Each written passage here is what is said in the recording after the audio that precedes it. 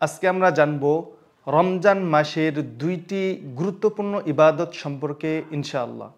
সেই দুটি ইবাদতের প্রথমটি হলো রমজান মাসের রোজা, দ্বিতীয় নাম্বার হলো রমজান মাসেই কোরআন তেলাওয়াতের ফজিলত সম্পর্কে ইনশাআল্লাহ। তো প্রথম বিষয় রোজা সম্পর্কে হাদিস শরীফের মধ্যে রাসূল করিম সাল্লাল্লাহু আলাইহি সাল্লাম বলেন, কিয়ামতের দিন রোজা মুমিন বান্দাদের জন্য আল্লাহ তাআলার কাছে ফরিয়াদ জানাবে, হে আল্লাহ, আপনার এই বান্দাকে মাফ করে দেন। শুধু এতটুকু না, এবং ওই রোজা আল্লাহ তাআলার কাছে ফরিয়াদ জানাবে, হে আল্লাহ, আপনার এই বান্দা সারাদিন পর্যন্ত রোজা রেখেছে, আমি তাকে খানাপিনা থেকে তাকে বাধাগ্রস্ত করে রেখেছি এবং পুরো একটা মাস পর্যন্ত সে ক্ষুধার্ত ছিল, দিনের বেলায় পানাহার করেননি।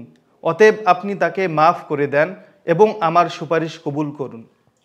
দ্বিতীয়ত কোরআনুল কারীম তেলাওয়াত। কোরআন আল্লাহ তাআলার কাছে আবেদন পেশ করবে, সুপারিশ করবে, হে আল্লাহ, রমজান মাসে আপনার এই বান্দাকে আমি সারা রাত পর্যন্ত আপনার ইবাদতের মধ্যে নিমজ্জিত রেখেছিলাম, সে অনাবরত তেলাওয়াত করেছে, অতএব আপনি তাকে মাফ করে দেন এবং আমার সুপারিশ কবুল করে নেন।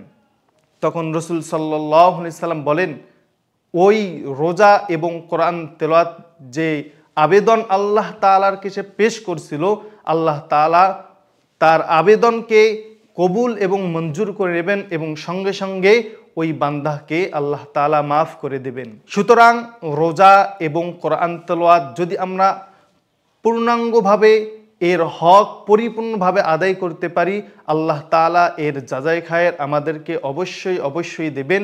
ওমা তাওফিকি ইল্লা বিল্লাহ। আসসালামু আলাইকুম ওয়া রাহমাতুল্লাহ। আসসালামু আলাইকুম।